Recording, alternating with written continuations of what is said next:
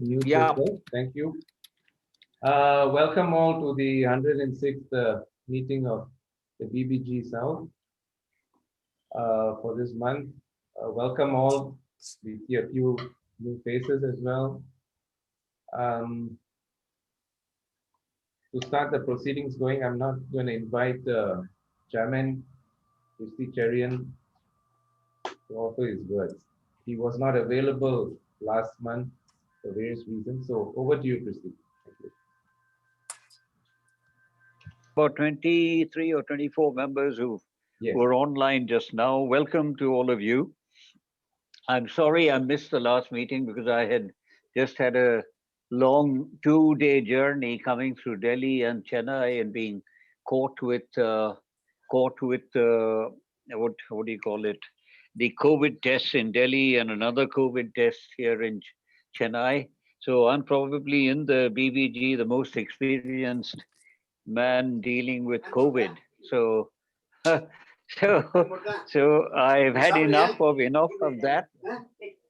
Who else? Who else has had more experience than about 6 or 7 tests since last was it September or October? September. 6 or 7 tests. BBG, you're the leader in this also, Christy. I unfortunately, I am, and I have not had very many really good experiences. The air travel was good, but the on the ground, the government dealing with the government sources dealing with the actual COVID tests and all that are not as efficient as they should be. I was impressed with Delhi because when we arrived in Delhi, we were taken straight away. We were taken straight away to a place, and we were tested, and everything was over within 4 hours. But Delhi airport is still difficult if you have long stopovers in Delhi because there's very little place to sit. But otherwise, all well. I am back now, pretty safe and sound. I want to tell you guys that I'm still catching up. Oh, who's shouting? What is happening? Balaji, can you kindly mute yourself? No. Balaji?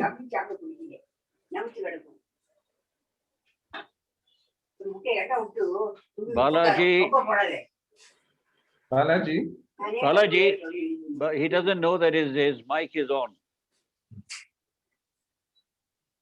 Are we all right? Yeah, go ahead. Yeah. Okay. Usually the host can mute it. Right. One of the subjects we were dealing with before all of you arrived is that Vijay, Ravi, Vikas, and I were talking about new members. We've done very little work last year because of this COVID lockdowns and all that. I want to remind all members present that we expect all members to try and bring some new members.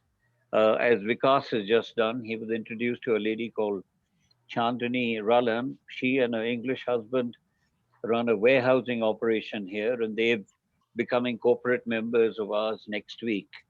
I've also got a couple of other people who had gone off the membership to rejoin. And I would like all of you to look at the contacts you have and see how we can actually bring in some members. So next time, in a month's time, on 18th of March, when we speak, I'd like to see at least put a target, at least between 25, 30 of us, we should be able to bring 10 new members. It's not asking too much. Have a look at your contact list and see what you can do. Okay. I've not been in touch very much with British Deputy High Commission. I tried calling Paul today, but he may have been busy. I don't know, is he here today? Paul is online. Yeah. I'm here and I have an update. Okay, Paul, sorry I missed you in the morning when I was trying you, but let's, if we can, if not tomorrow, on Monday, let's have a little conversation about what BBG and BDHC in the present circumstances can do. Okay. I leave any news On the British High Commission side, the new High Commissioner visited Chennai recently. I leave news of all that to Paul to tell us about it. All the best. Thank you very much. Good to be back. Thank you, Christy. Paul, good to see you. We missed you last month. Yep. Thank you very much. Yep. So, Do you want me to do my update now? yeah, so just to let some of the others know, Paul Ryden is very much with the British Deputy High Commission. He's the Deputy Head of Mission here in Chennai. Paul, it's all yours. Thank you very much, and apologies again for last month. It just too many meetings, and unfortunately, Oliver and I both couldn't make it. So I think the update was read out by VJ last month, I believe. So thanks very much, everybody. As Christy has said, the new High Commissioner Alex Ellis was here on Friday and Saturday. He presented his credentials to the President on Thursday, and the first thing he did was to come down on Friday to Chennai, which was great. There's two reasons. Of course, he's coming to see South India, and the cricket was on, but never mind that. We went to the cricket on Saturday, which was fantastic, but the big thing was that on Friday, he got a taste of South India, meeting entrepreneurs. He met what did we do? We met the staff. We've been working through some difficult times. Visited British Council. He met a number of industrialists at a dinner on Friday night. We went to a children's home and who won the Street Cricket World Cup. Went there on Saturday. So it was, and then he left on Saturday evening after the cricket, which he thoroughly enjoyed. So he really got a taste, but there's so much to offer, and he's already said that he can't wait to come back. And hopefully next time it won't be under COVID restrictions, and hopefully he may be able to come and visit with BBG, but let's just wait and see. No idea what's happening for the next 6 months or so, but let's just wait and see. So my update, apologies, you probably saw me messing around. I've just come in from the world's slowest Uber ride, so I'm slightly unprepared. But what I've done this morning is just gone over some of the things that our office has done in the last quarter. I say last quarter, I mean from October to December of 2020. On healthcare, there is a new company in town called Morningside, and I'll speak a bit more in detail, but they've won a £25 million contract here in Chennai, and they've set up shop with 26 new staff. Fully British company, and the way they're doing things is every time they sell something, then they get a percentage back. I think it's manufactured here, but it is they are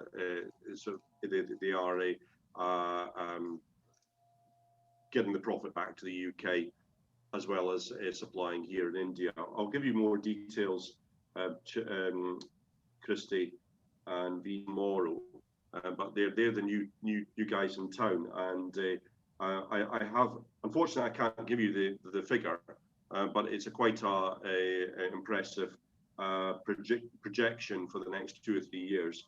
So I think they will become a relatively big player in town.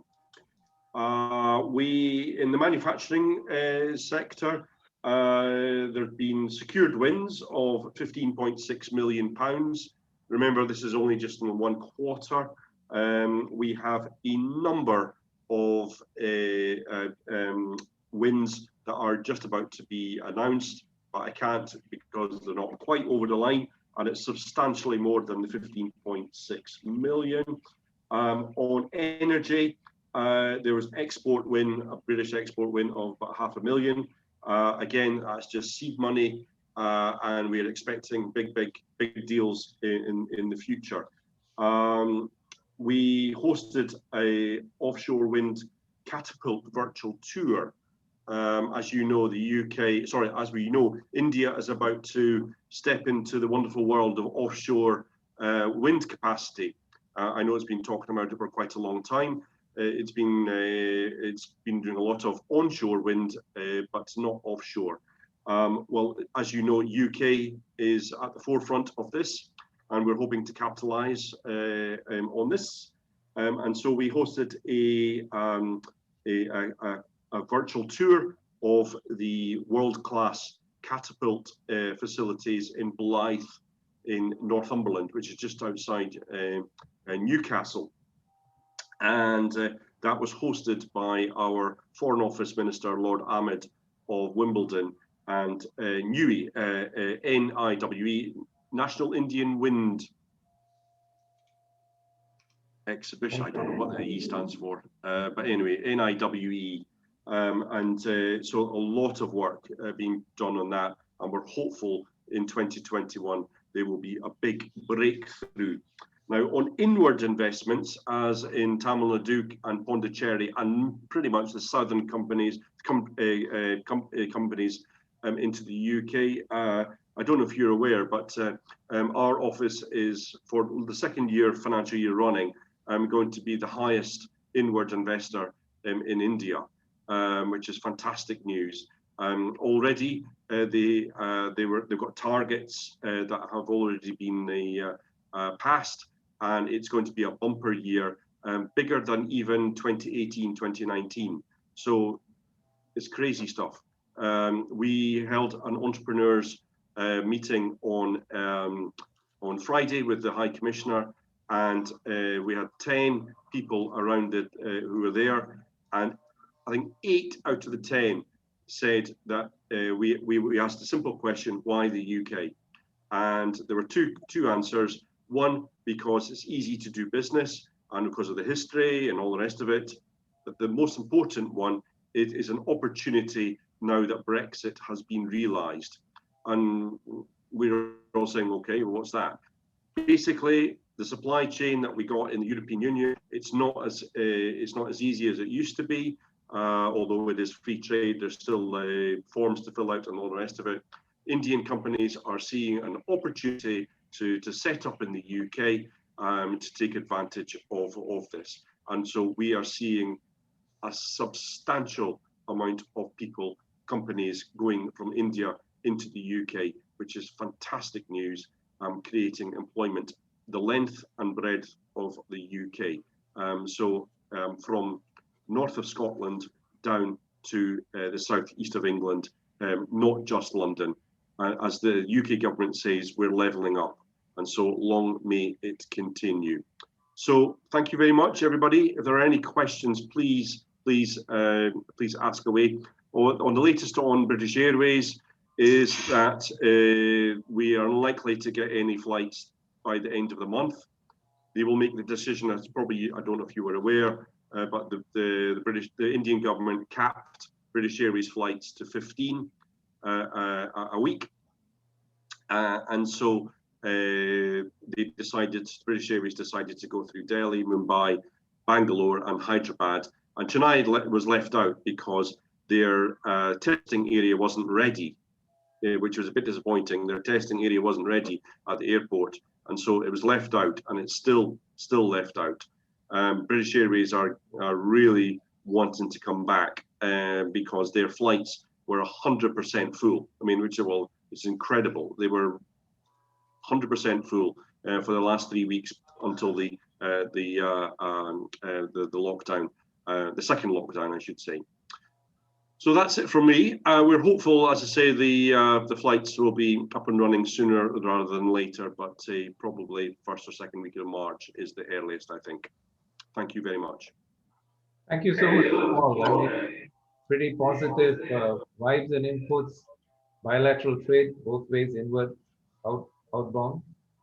Same time last year, things were not so rosy, nothing much to talk about. So let's hope that this is a sign of things to come going forward. And we'll continue to look forward to getting your updates. Thank you so much. Next, we have a company presentation from one of our members who joined us in 2019, a company called Neueco Packsolutions. headed by R. Balasubramanian, Bala for short. Bala spent his first 15 years working for Hindustan Photo Films, which is a government company, and then quit and then became an entrepreneur, and now he's a packaging specialist. So Bala, if you're ready, all over to you. Please come on. I see you that you have already logged in. Can you come online?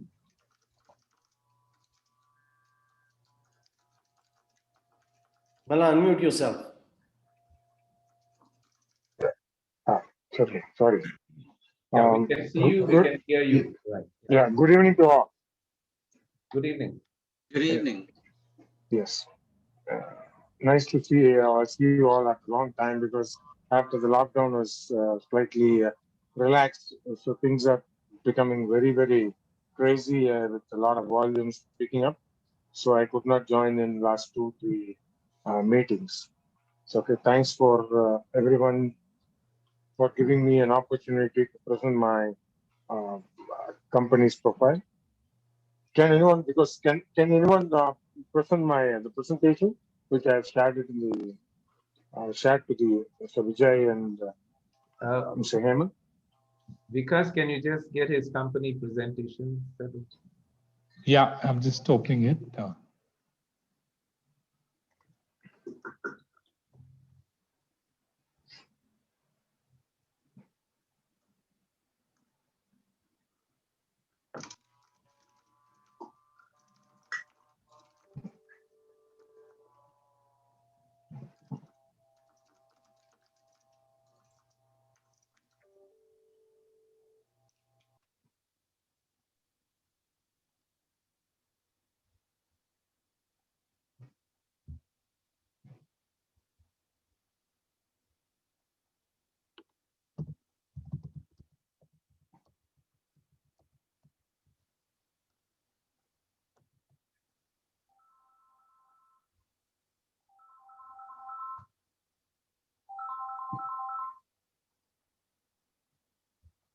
Hello.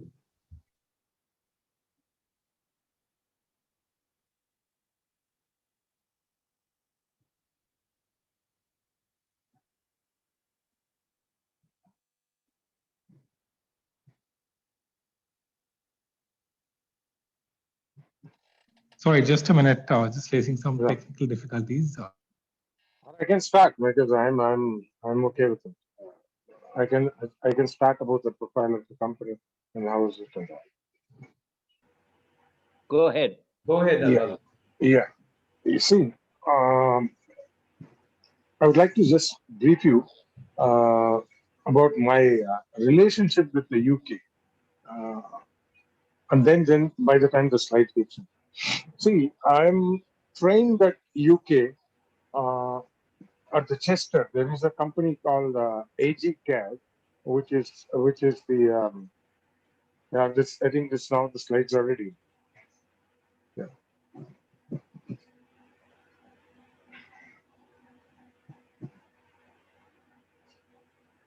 Bala, just carry on with what you were saying Yeah. about your relationship with UK before you start. Yes.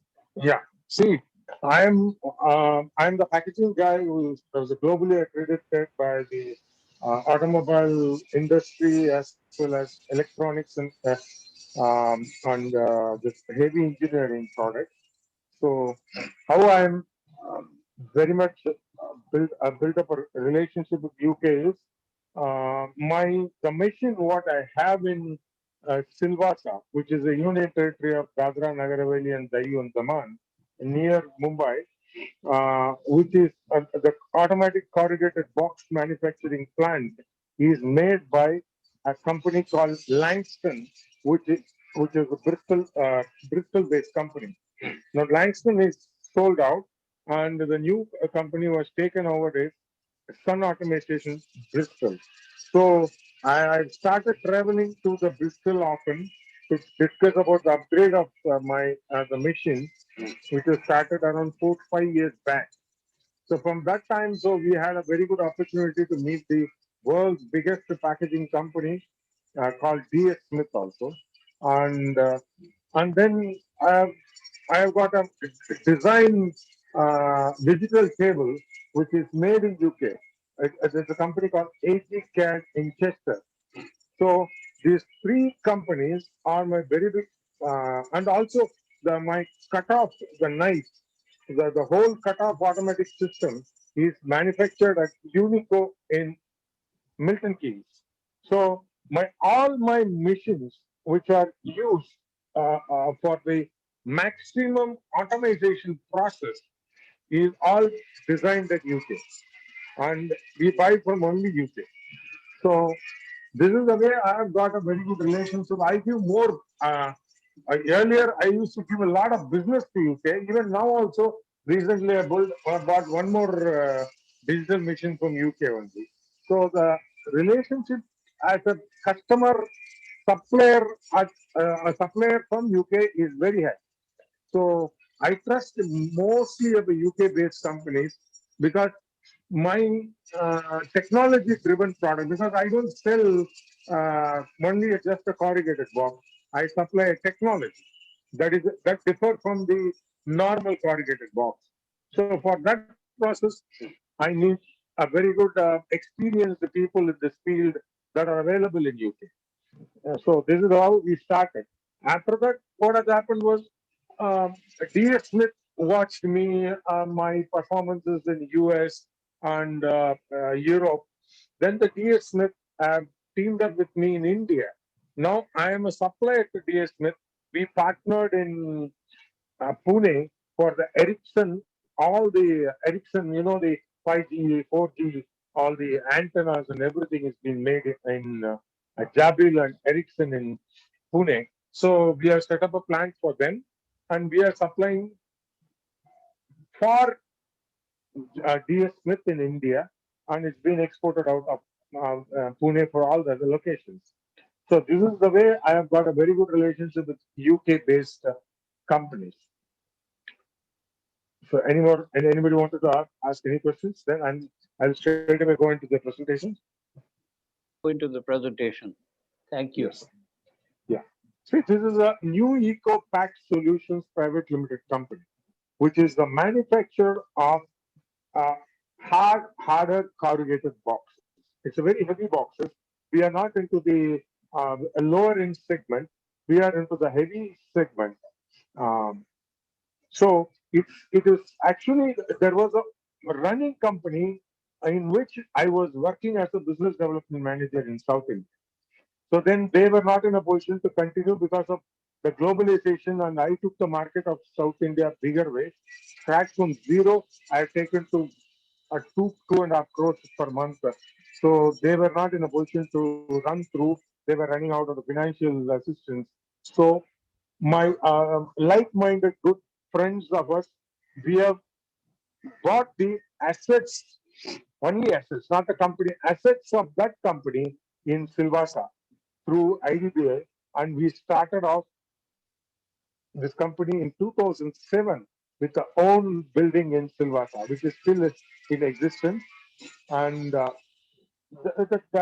are, as usual, there are 3 directors, out of which 1 director is again very close to the UK because his daughter is a doctor in Oxford, living in Milton Keynes, near Milton Keynes, and his son-in-law is also a doctor in Oxford.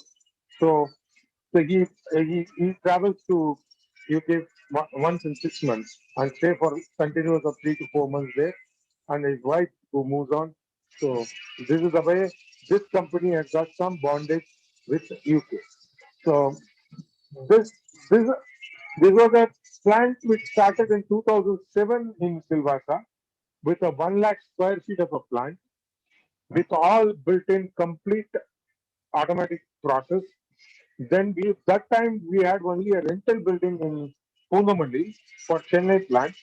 Then in 2016 we have 15. We bought it. We got allotment in Tamil Nadu government Sipcot in Varagadam, and we built the plant in Varagadam.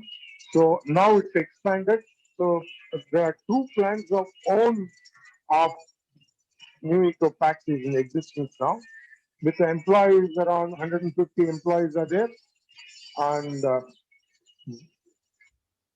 our main USP is I told you, we supply not boxes, we supply with the technology. Our main core is designing a packaging solution. You give me whatever uh, automobile component or heavy engineering or whatever you wanted to do it, you give us, we are there. We are there to certainly design a packing solution and supply throughout the world. Our product is going across the globe, including China. Even I have won the projects for my customers based on my packing solution and the packing cost. Even the projects which are supposed to go to China, which all got into India, especially the engine packing in this one, Caterpillar in Hosur. So this is the way we work with the customer. So next slide. Yeah, this is our business model is we have a diversified packaging solution. We and which is inclusive of the heavy duty corrugated board and which has got a flexo printing. And another one that and the feather in our cap is sustainable packing, which is corrugated pallets, which has replaced the wooden pallets, and we have become 100% recyclable and reusable and biodegradable product, which we have been doing it for the last 10 years. And all the automobile companies in US and Europe buys with the total packing with elimination of wood. Even today, I had a customer meeting which they wanted to do away the wood soon. So they are asking us to spread the corrugated pallet with a slight modification for all the other products. And we have a CAD CAM facilities. And in Silvassa, we have a digital machine. In Chennai, we have one, and now another one is being made by the AGCAD UK. And now I think must be shipping out by March. Maybe April it get assembled, provided the travel ban is removed and the people from UK can stay longer and install the machine and go. And we have a fully loaded quality control laboratory, which is almost equivalent to ASTM standards, and it's an ISO 9001 and 2015 company. And all my products are recyclable and durably reused. Next slide.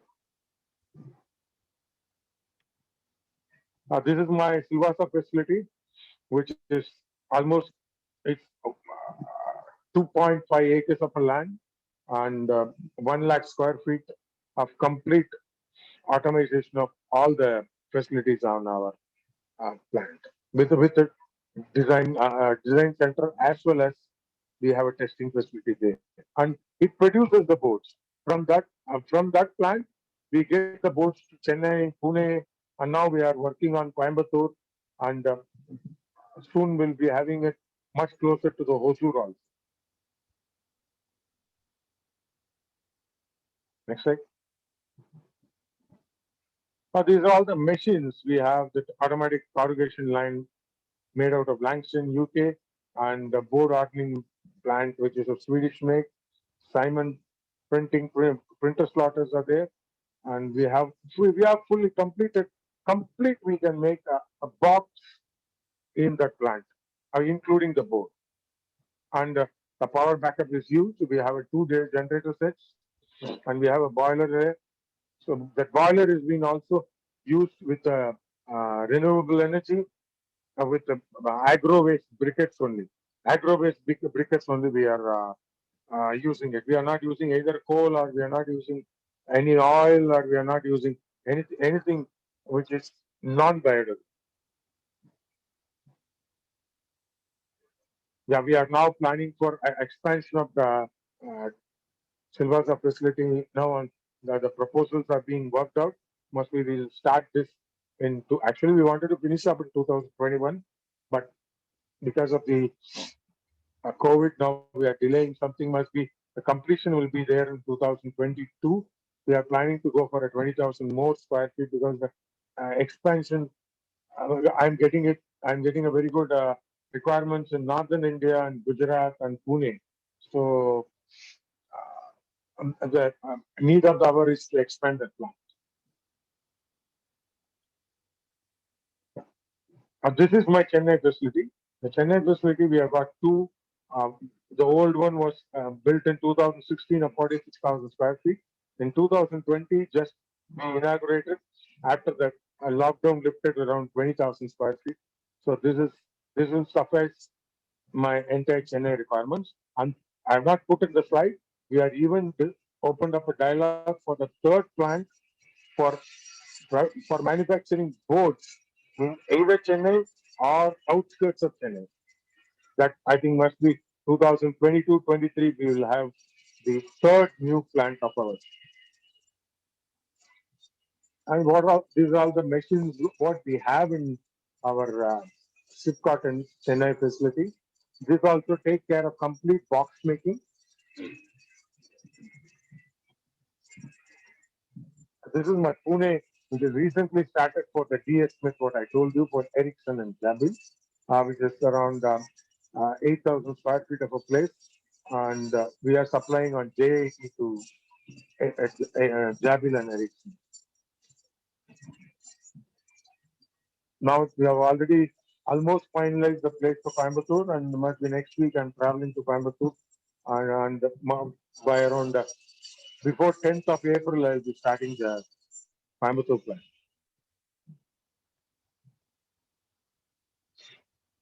So this is our capacity, plant capacity. We manufacture 1,500 metric tons per month. We can, but we are using only 40% because why we are using only 40%? Now this is actually a old figure. Now it's almost 60%. We have come up because we are into a focused heavy duty board manufacturing. So the gap is still going to be 40. But once my dream of 80% is achieved, I'll increase the capacity more and use the lower end segments also. And Chennai is having a large scale. And I told you about my facilities in Silvassa. I've got R&D and designs and fully, completely loaded testing equipments. These are all my unique designs. This is for the optical fiber cables, which I made it for Aditya Birla. This is a very, very, very delicate cable. Even you just remove one winding, the cable will break and you may not get the signals. So we have designed this, and the first lot of containers have reached well, and must be from June they'll be going in for the bulk production. This is the gearbox for the Fiat Chrysler, and this is innovatively we have designed. We have increased the capacity, density per box and density per container because of my dedicated solution. They could be they were reducing the number of containers going from India out, and the freight costs are saved huge. This is for the brakes India and other components which have redesigned, and we supply now. We are the single export packing supplier for the entire Brakes India group for the last 20 years. Even from my previous company, I have now carried the torch to this company also. Now recent we have got into a returnables because there are a lot of inquiries being coming in, and they don't want to have a multiple source for the packing material. Now we have moved in and we have started designing and now today only we got the first order for the TBS for the returnable packing solutions. So we'll be soon moving into returnable also.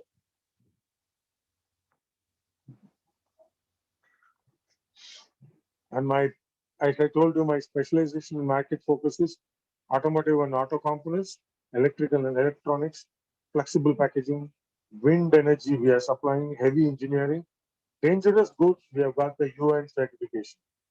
We are the company who can pack and send the dangerous goods across the globe. In fact, pharmaceuticals and e-commerce.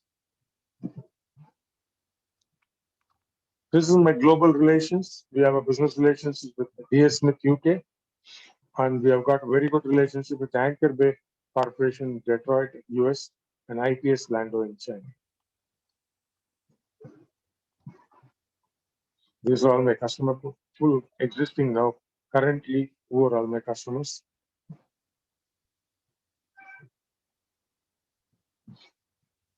We are 100% environment friendly, and that's why we have now added corrugated pallets, which is the killer for the modern era of packaging. Thank you. Any more questions, sir? Thank you. Thank you so much, Bala, for making the presentation. He was out of station, came back to Chennai at about 4 something, and we are happy that he could join us and take this through. We will leave this questions at the end of these Okay. proceedings, Bala. Yeah, we have Thank to move on with the Thank next. you. Thank you. so Thank much. you all. You can ask me any questions, anybody who's interested. I'm ready to reply. You can post it in the chat. Yeah. Thank you.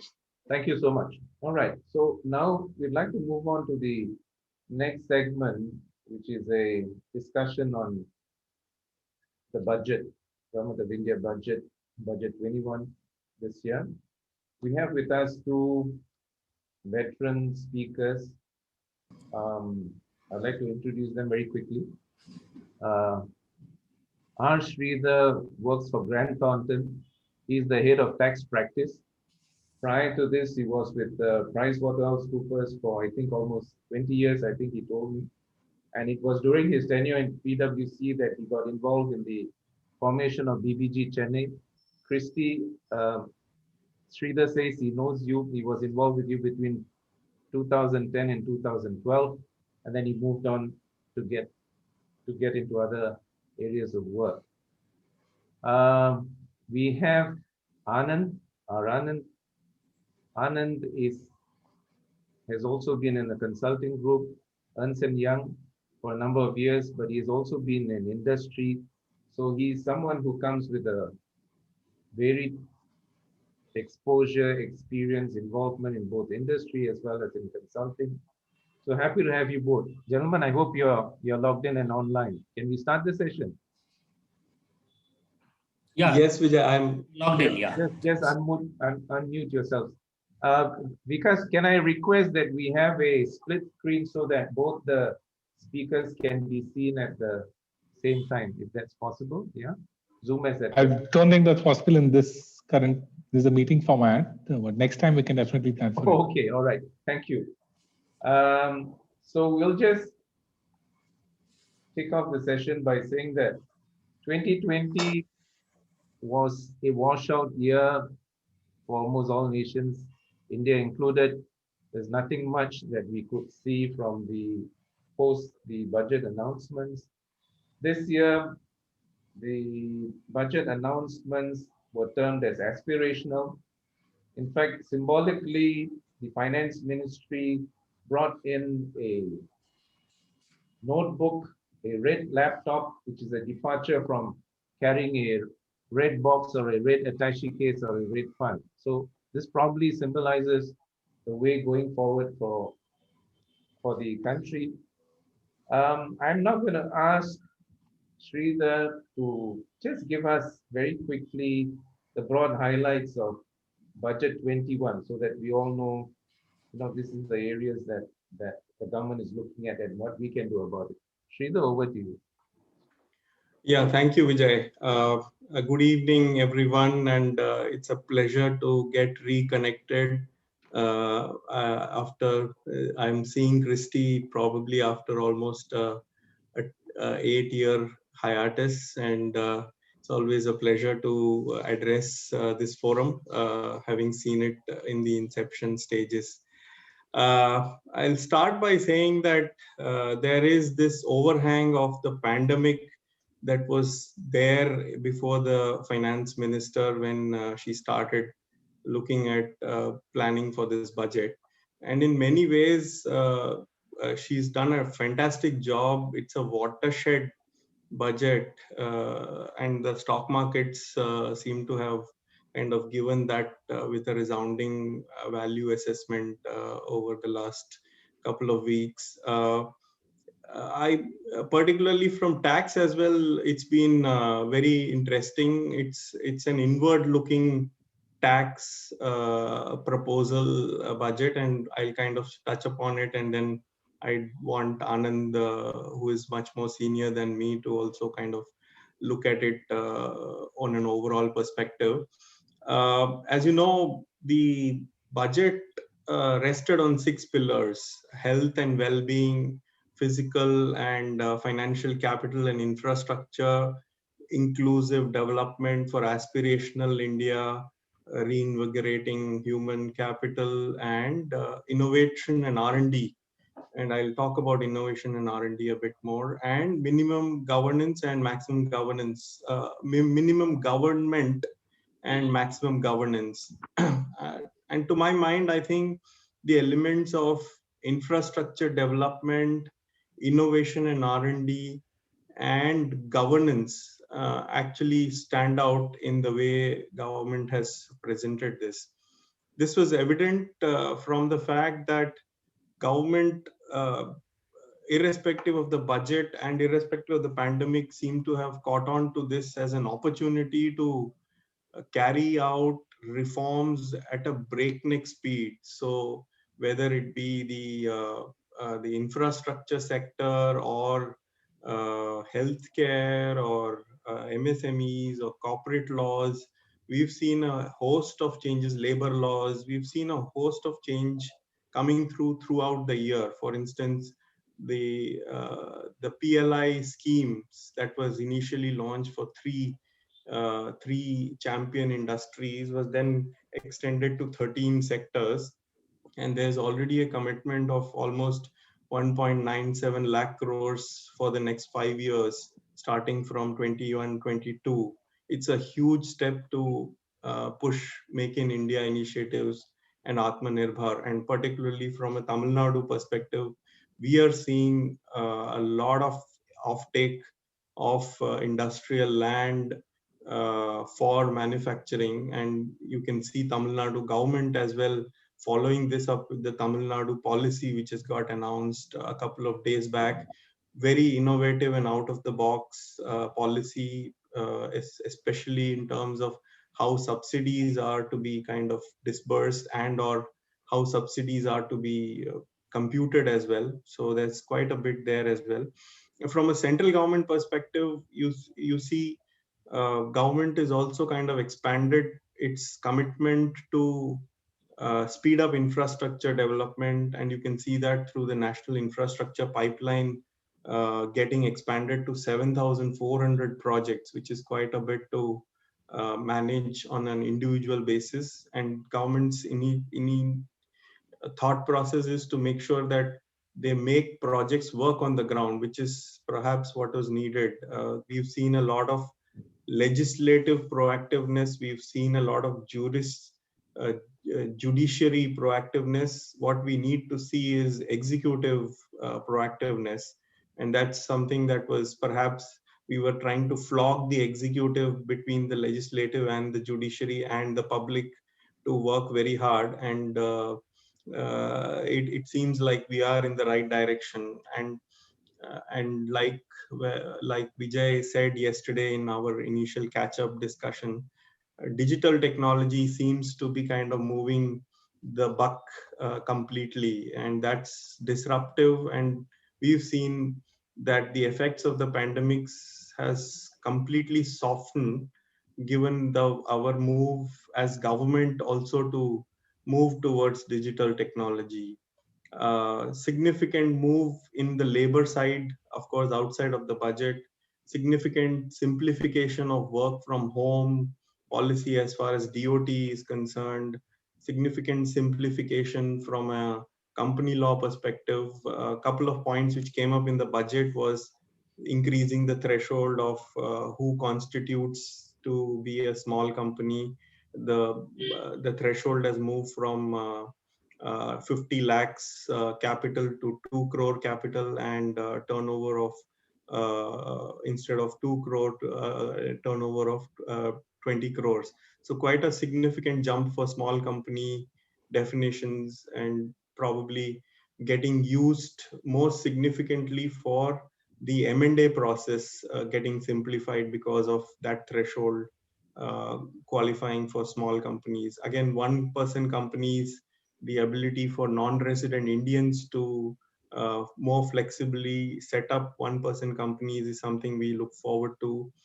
The opening up of the tax assessment process, and here is where the income tax pieces kick in. We've already seen the faceless tax assessment process coming through with a 12-point taxpayer charter announced by the government prior to the budget. And as we went into the budget, we've also seen a host of inward-looking tax department inward-looking processes coming through, starting from time limiting the or reducing the time limit for reopening of income tax assessment to a 3-year period. It's quite path-breaking. Of course, there is controversy that there is a host of repository of knowledge that was built over a 100-year litigation process in how assessment was conducted. But a significant game changer. We will be debating this budget, like Anand said yesterday in our brief call, that we'll probably be talking about this budget even for the next 10 years around the process changes that has come through. There's also a move to make certain departments redundant, especially the Settlement Commission, as well as the Authority for Advanced Ruling. We hope that there will be something more proactive coming through.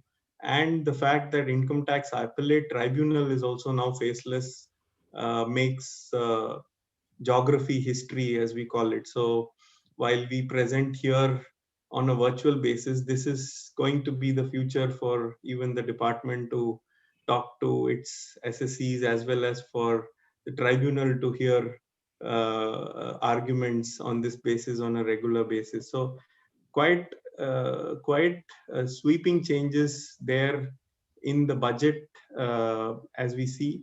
A couple of things that kind of stood out was that I think this is something we need to hear from others as well. And what we saw the economic survey saying is that we actually moved down in the overall rank for regulatory enforcement from a rank of 69 to 74, which means that there seems to be a lag in the executive's ability to work as efficiently as some of the other arms of the government are working.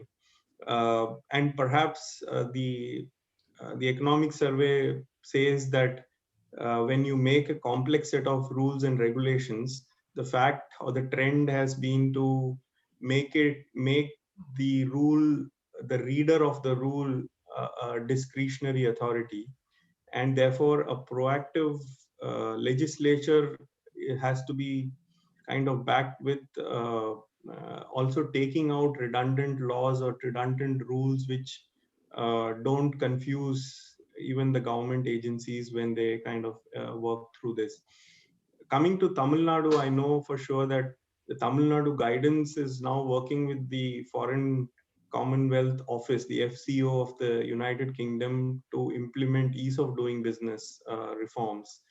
And we are seeing that they are going to cover 4 elements essentially: inspection reforms, property and land registration, which is significant, deregulation, and the last is commercial dispute resolution. Each of these, at least Tamil Nadu government has moved itself to improve its ranking. Specifics on income tax, we can see some tweaks, and the fine print is usually the devil here.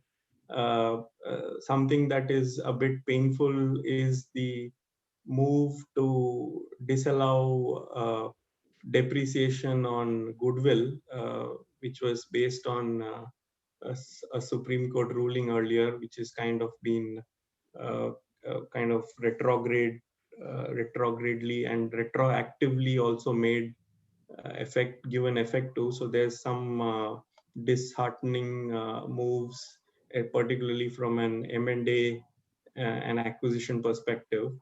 the widening of equalization levy itself is also something to worry about particularly for non-residents. And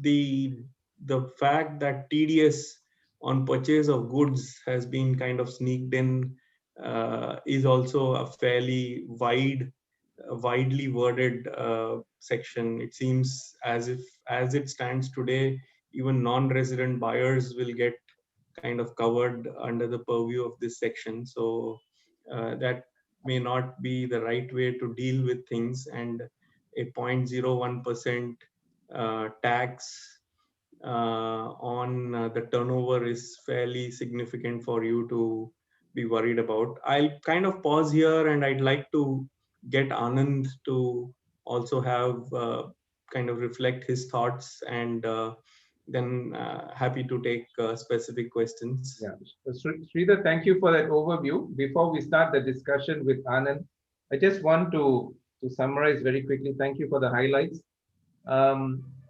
Everybody in the audience here is into some business or the other. So the main concerns will be, what do businesses benefit from all these measures suggested in the budget in terms of generating employment, in terms of generating new businesses, in terms of bringing back the positive feel into businesses after a terrible 1 year last year. The multiplier effect that is going to come from a lot of these big ticket announcements like healthcare, infrastructure, and things like that. MSME sector, the sector that has been most hit, as we know. So I'm now going to ask Anand to kick off this discussion. We can by all means have a debate between the two of you. Anand, is all over to you. Thanks, Vijay, and thanks, Sridhar, for that overview. In fact, as you rightly mentioned, that this budget has created so much of buzz. Generally, historically, Indian budgets die down in terms of discussion points 48 hours after it is presented. But it's very rare that the 2021 budget has continued its area of interest to even stretch beyond even 10 days, which itself is a revelation to me, because I've been tracking India budget from 1983. And never before has this budget, maybe 1991 budget is an exception, 1996 budget is an exception. But I think 2021 budget seems to have scored several points over its earlier budgets, not only in its quantitative reach, but also the way qualitatively it is positioning itself to the next phase of growth. So I summarized it in two ways in my earlier discussions in other forums. I think this is a mindset resetting budget. This budget tries to reset the Indian mindset as to how to look at Indian budgets. And I'll give you two examples before I come to the effect on Indian business, MSME and all that. I think it's very important. Just 3 days after the budget, there was a board meeting and the chairman was presiding over that company. I can't name the company. And the first question he raised after the customary statutory issues to be sorted out, leave of absence and all that. He said the government of India's next year's interest payment is 8,09,000 crores and revenue receipts is 15,74,000 crores. So therefore about 60% of the tax revenue is going out by way of interest. What does it mean to our company? What is our revenue and what is our interest payment was his question. So I was really stunned why he was comparing his company to the government of India. Then he said, this budget has been so impactful that I had to digest a few numbers and try to put it in the context of my company. So that's the impact that it probably created in his own mind in terms of relating it to his company. 72 hours after the budget was presented, I addressed about 337 students of Padma Seshadri School, 9th standard, 10th standard and 11th standard virtual. It was just about a half an hour talk, and little did I realize that there will be a half an hour Q&A. I was not prepared for that. But a 9th standard question asks me this question. The government of India has proposed liberalization of FDI limits on insurance sector from 49% to 74%, 9th standard student. Does it defeat the concept of Make in India? Question from a 9th standard student. So I had to scratch my head as to how to give an answer to that student on this particular loaded question. So these two examples really put me in a situation that I was trying to compare whether we got some questions earlier on Indian budgets, the qualitative aspect of even questioning. To my mind, that is the impact this budget has created. To come specifically to the issue of jobs and the way this budget is going to position itself for future jobs, I think what it is trying to convey to the world at large and the states at large is, and that's the best evidence we have got is from the Tamil Nadu industrial policy announcement 48 hours back.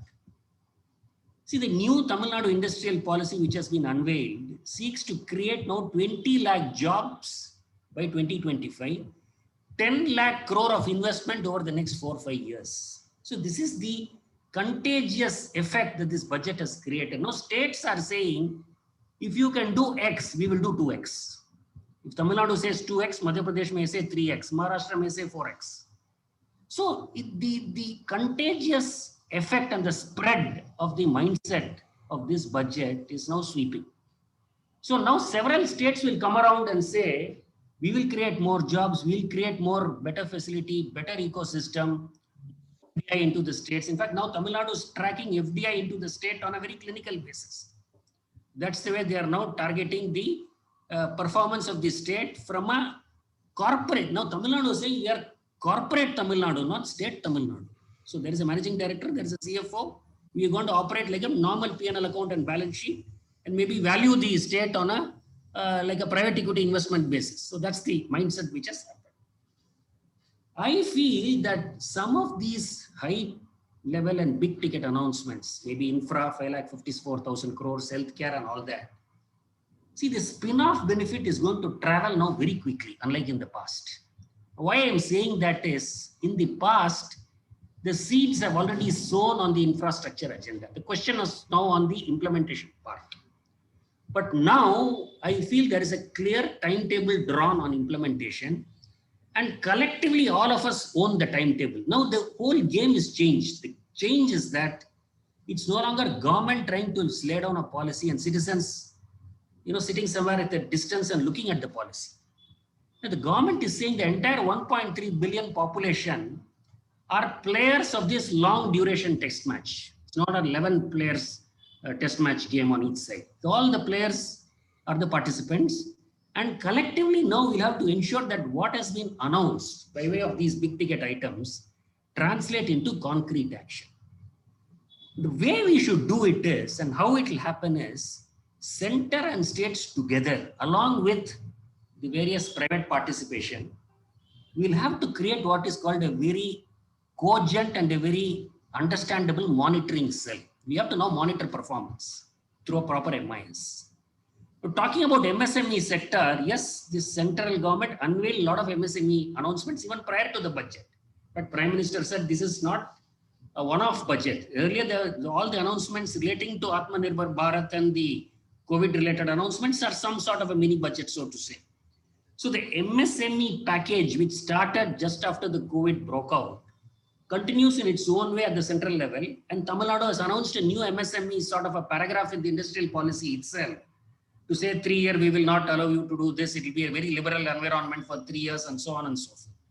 So this whole issue of funding of MSME, giving them more relaxation on compliance is going to be driven largely by the center but implemented by the states as well.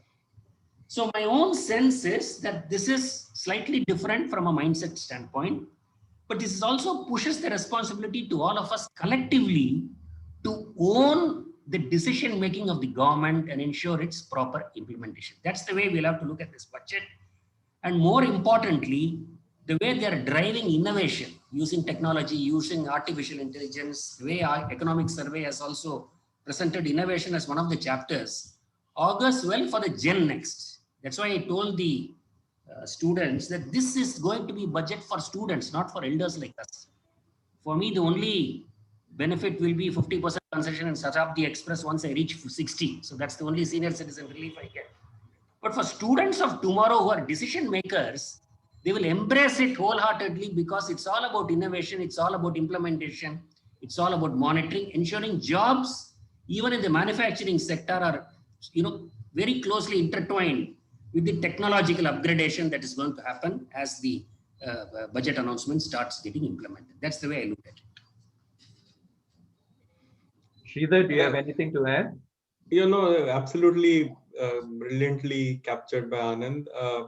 I can also see a shift in the presentation of the budget, not physically the presentation of the budget, but how it is also absorbed by all of us as well.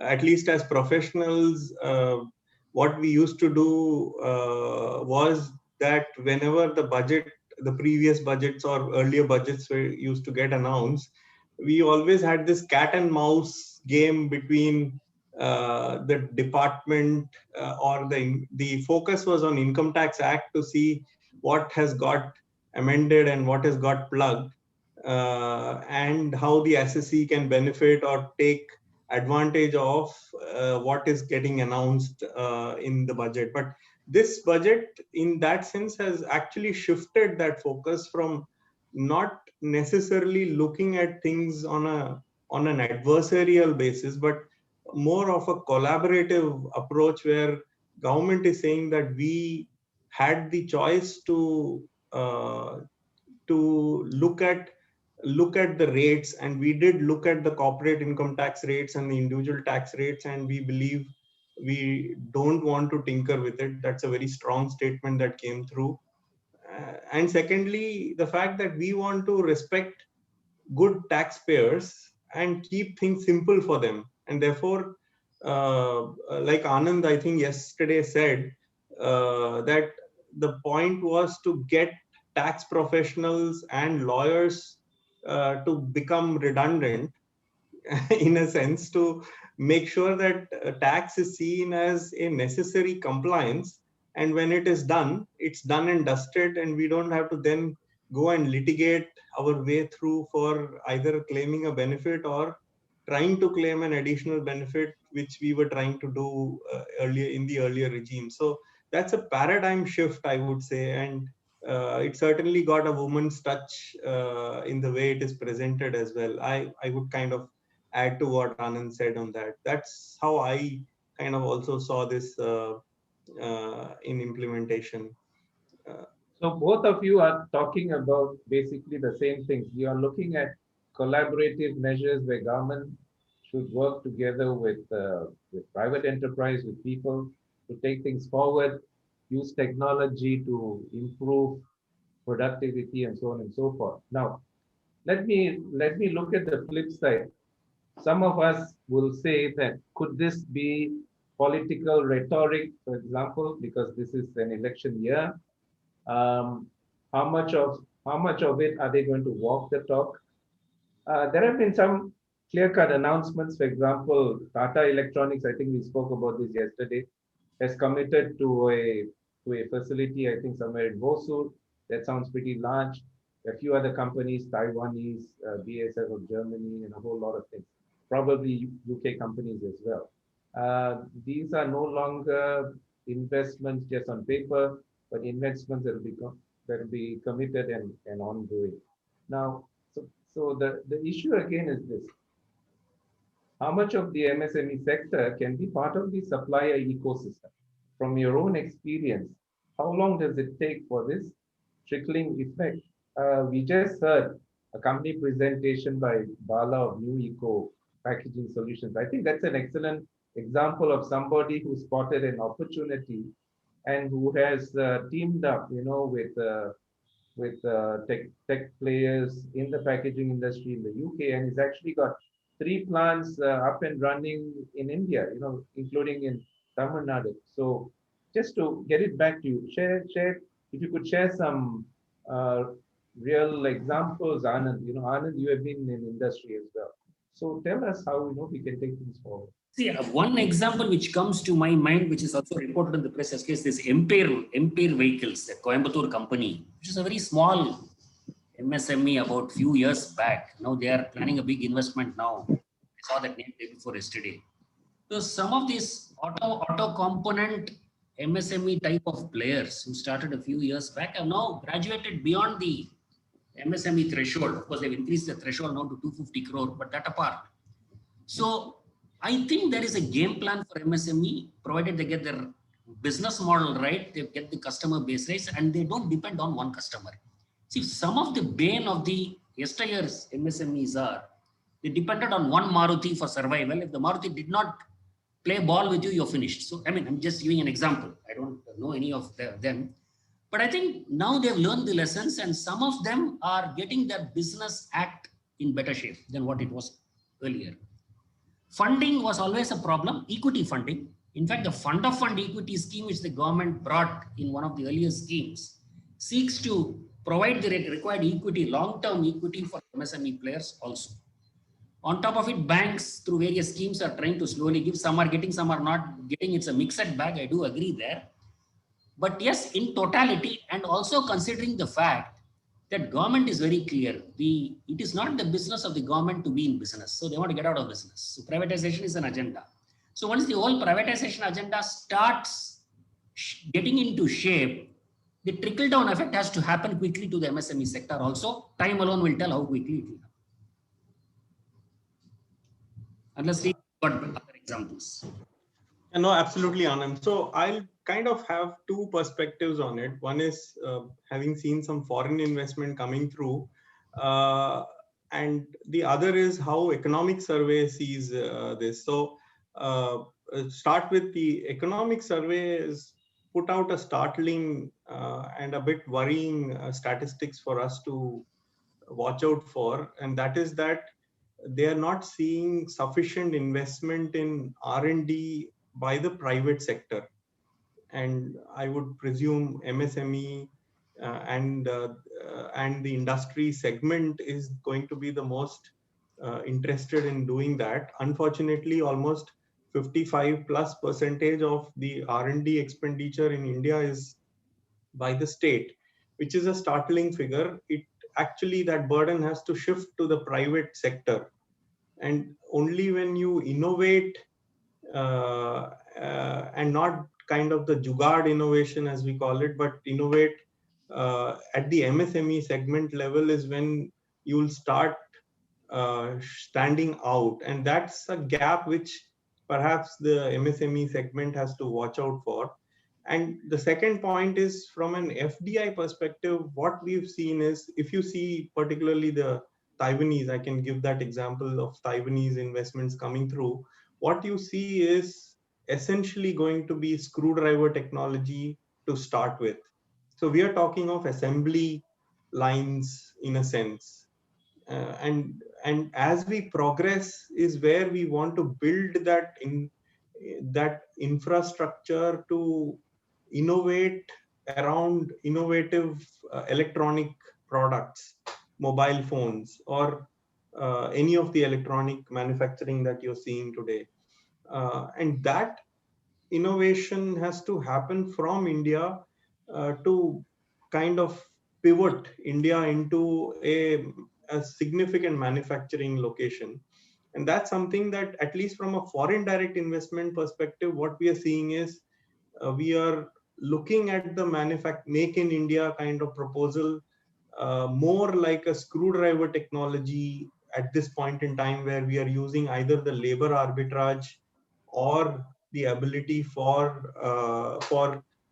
India to be a huge market potential. So the perspective there is, how would you get foreign investors to use the MSME segment in India, which is actually a question. I don't have an answer to it, but at least the foreign investor said that we are seeing don't seem to be using MSMEs in India as much as we would have liked. The larger investors seem to have their own environment of suppliers, and breaking into a supplier network is really the challenge as I see it. I don't have an answer, but this is a issue for us to kind of also address. Thank you, Anand. Thank you, Sridhar. I think you brought up a very interesting point, which Anand also raised. Now, the more we get FDIs coming in for niche areas and sectors, the MSME sector will face a dilemma. One is, you mentioned labor arbitrage. So we are basically labor driven because of the huge labor base that we have. If the focus is going to be on new technologies, AI, machine learning, and so on and so forth. It means the investments will pay out for the promoters, but then you'll have a huge backlog of people waiting to be employed, deployed. The challenge is how do you narrow this gap fundamentally between labor that is not yet ready to be deployed for this new technology driven industry, but at the same time need employment. Anand, any clues about this? Not that not that I have a direct answer to your question. I think this point has been consistently raised in several CII forums, that how do we make our labor better employable considering the new vistas of technology, be it electric vehicles, be it technology, which is slowly, getting embedded into manufacturing processes and all that. So the answer seems to lie in a solution which was discussed in a forum elsewhere, which I'm only transplanting it here, to say that we need to get better training facilities for these type of people to get them better employed to these new techniques. So that's an ongoing agenda. See, the onus is also on the private sector, as Sridhar rightly raised, not only to create better R&D, but to create more training facilities for labor to be better oriented to today's type of manufacturing. See, the manufacturing requirement of today is vastly different from manufacturing of 1980s, 90s, and early 2000s. So that has to come only by better training and better imparting of knowledge. The skill set game, it's going to be a skill set a training game which has to be forming part of the overall ecosystem. That's the only way I can answer that. Thank you. I think that's valid. I have a question from the audience. This concerns infrastructure. It was addressed to you, Anand. He says that you mentioned there is a high degree of debt financing for large infrastructure projects launched by the government. Eventually, does it not trickle down to the citizen by way of taxes, levies, and all to recover the outlay upfront? Do you see things changing in the way infrastructure is being financed in the country? See, along with infrastructure, the announcements of 5,55,000 crore, there is a parallel announcement which I think is very important. Good thing that this question has been raised in a different context, but I'll answer it in a homogeneous manner. The thought of bringing back the old concept of a development financial institution, something called a DFI, which was prevailing in the 1980s when we were all students. DFI was the most commonly used financial concept to impart finance to long projects. Now the DFI concept disappeared and every type of lending became a retail lending concept. ICICI, which was originally a development financial institution, became a retail lending. Similarly, IDBI. So the development financial concept disappeared. The government says we now have to bring back what is called a long-term financing for infrastructure through the DFI model. And the government is taking the lead, but it's also saying that we also want more private sector players to come in the development financial project. Government will probably provide equity. It will be a public-private type of a model and so on and so forth. So that's to provide the lubricant. Now, once the financial part of infrastructure operates parallelly with the infrastructure agenda, it makes matters easier. It also becomes easy for the infrastructure game to culminate into a proper implementation reality. That's what we want. Now, if the timelines are properly met, the tax problem will not happen. See, I think what we have to understand from a taxation regime is, and I think Sridhar pointed it out, is in any business, we have to factor what is called our overall tax cost, whether it's direct tax, indirect. What is my tax cost in the overall model? And it should not upset my business model. It's no longer something that you have to grapple with through litigation. Forget litigation. Without litigation, what is my tax cost in my business? Stick to that cost. Factor it in your pricing directly or indirectly and get your return on investment based on that. Similarly, in an infrastructure project, if you get your pricing right, financing right, and get your implementation piece properly timetabled and executed to a T, I don't think there'll be any further taxes on that. That's my take on infrastructure. I think you're right. So does it call for more professionalism in the partnering in the sector and the implementation of these infrastructure projects? Well, that is what absolutely. It's a no-brainer. See, the government cannot do this. They can only enable it. More private sector players should come. In fact, to me, and I mentioned this, Elva, the next 5 years, the most important lubricant to the growth engine is not going to be manufacturing alone or infrastructure alone or healthcare alone. It is the financial services engine. You get better banks, solid banks, larger banks, more productive banks, better NBFCs, better insurance companies, better mutual funds. That's a different subject altogether. The growth engine and the resultant benefit out of the growth engine will be delivered. So parallelly, what is happening is the Reserve Bank of India and Government of India Financial Services Department are trying to bolster the financial services engine by providing all the lubricants and better governance. Ultimately, the banks today are suffering because of poor governance of the past. That's being set right over a period of time. Thank you, Anand. Sridhar, you have anything to add? No, I can only add with an example actually, Vijay. In fact, very pointedly, VA Tech Webag was in news today, and they have gone into a very innovative way to fund a project through they've received financial closure. It's a hybrid annuity model. We have to get into more detail to understand this, but it seems like it's part of the Clean Ganga mission. And they have actually got the Kolkata Municipal Corporation Metropolitan Development Authority to finance some part of it with Tata Cleanup Capital and Eversource Capital also raising debt and equity to finance this project. So it's a very innovative funding which has just got closed today, and perhaps is the way to look for funding of infrastructure as well. It's an interesting point. So we are nearing the end of the session. So I have only one component to put to both of you. This thing called the ease of doing business index features every year. It's like an Olympiad that every country wants to compete. Now, in your own perspective, your own opinion, what really constitutes ease of doing business as far as India is concerned, and are we on a progressive reformative track? Anand, perhaps you can answer this. The intent is there. There is a problem in delivery, very clearly. Everybody's intention is very clear. Ease of doing business should be there. Single window clearance should be there. By the click of the button, all approval should be got. All that is fine from an intention. This is exactly the problem we are facing on delivery. Somewhere we are not able to deliver this. I don't have a direct answer to that. It's maybe a collective responsibility of the government and the citizens together. There must be a mass movement to ensure that ease of doing business translates into concrete, actionable reality. That's what we need. But it's just not happening on the ground. We have to make it happen. Sridhar, from a No, absolutely perspective, agree what with. would you advise your customers? So the facts suggest otherwise, Vijay. That's the problem, that even the economic survey acknowledges that we've gone down from 69 to 74 in the ability to rank